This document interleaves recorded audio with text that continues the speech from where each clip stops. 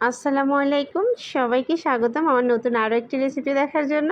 আজ আমি আপনাদের সাথে শেয়ার করছি খুবই মজার আর একদমই নতুন চিকেন পাকোড়া রেসিপি। চিকেন দিয়ে পাকোড়া করলে এতটা মজার হবে যে আপনি এটা ভাবতেও পারবেন না, অসম্ভব মজার। আর এটা সস বা মেয়োনিজ দিয়ে খাইতে তো আরও অনেক বেশি মজার। আর এই চিকেন পাকোড়া তৈরি করার জন্য আমি এখানে 1 কাপ পরিমাণ চিকেনের টুকরো নিয়েছি। আর চিকেনের টুকরোগুলো আমি ছোট ছোট একদম পাতলা করে কেটে নিয়েছি। তারপর আমি এখানে স্বাদ মতো লবণ গোলমরিচের গুঁড়া দিচ্ছি আর মরিচের গুঁড়া দিচ্ছি। তারপর আমি এখানে দিয়ে দিলাম গরম মশলা। আর এখানে আমি 1 টুকরা লেবু নিয়েছি আর 1 টুকরা লেবু আমি এভাবে দিয়ে দিচ্ছি। আর লেবু দিলে চিকেনটা খুব মজার হয় আর এটা খুব দ্রুত সিদ্ধ হয়ে যায়।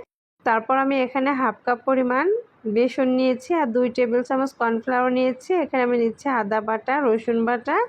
আর আপনারা সমস্ত উপকরণটা আপনাদের চিকেনের পরিমাণের উপর নির্ভর করে তারপর দিবেন। আর এখানে আমি নিয়েছি একদম চিকন করে পেঁয়াজ কুচি নিয়েছি, কাঁচামরিচ কুচি, তারপরে যে ফ্রোজেন করা ধনিয়া পাতা নিচ্ছি। আর এই ধনিয়া পাতাটা আমি ফ্রোজেন করে রেখেছিলাম।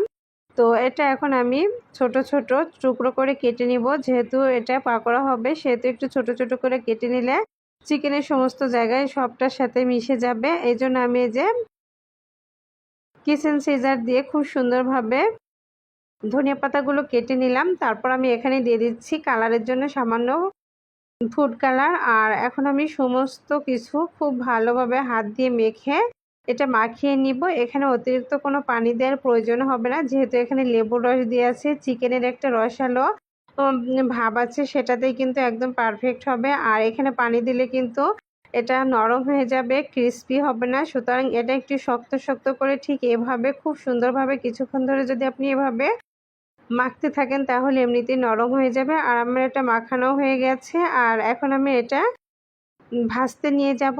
আর তার জন্য আমি একটা প্যানে আগে থেকে তেল বসিয়ে দিয়েছি। আর তেলটা যখনই হালকা গরম হয়েছে আমি একে একে চিকেনের টুকরোগুলো দিয়ে দিচ্ছি। তবে আমার সবগুলো চিকেন একবারে হবে না, আমি 2-3 বার করে এটা ভেজে নিব। আর এই যে দেখুন মিডিয়াম টু লো আঁচে রেখে আমি চিকেনের টুকরাগুলো ভেজে নিচ্ছি। আর এই চিকেনের টুকরাগুলো ভাজতে আমার 6 মিনিট সময় লেগেছে। আর এই তো খুব সুন্দর একটা কালার এসে গেছে, গোল্ডেন কালার এসে গেছে। আর একটু সময় নিয়ে চিকেনগুলো ভাজবেন যেন ভিতরে কাঁচা থেকে না যায়। দ্রুত ভাজলে কিন্তু উপরটা কালার হয়ে যাবে, ভেতরটা কাঁচা থেকে যাবে, তখন আর খাইতে ইচ্ছে করবে না। একটু সময় নিয়ে ভাজলে চিকেন পাকোড়াটা একদমই পারফেক্ট হবে। আর এই তো আমার খুব সুন্দর একটা কালার এসে গেছে। আর এটা আমি এখন তুলে নিব।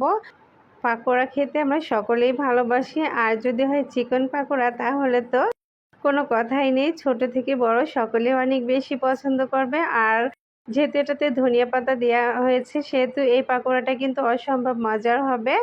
আমার চিকেন পাকোড়ার রেসিপিটা যদি আপনাদের ভালো লেগে থাকে আমার পেজটি ফলো দিয়ে লাইক কমেন্ট শেয়ার করবেন। আর আজকের চিকেন পাকোড়াটা আমি মেয়োনিজ দিয়ে খাচ্ছি, আপনারা চাইলে এটা সস দিয়েও খাইতে পারেন, অসম্ভব মজার। অবশ্যই ট্রাই করে দেখতে পারেন। নিত্য নতুন রেসিপি পেতে পেজটি ফলো দিয়ে পাশেই থাকবেন। আজকের মতো এখানে বিদায় নিচ্ছি। আল্লাহ হাফেজ।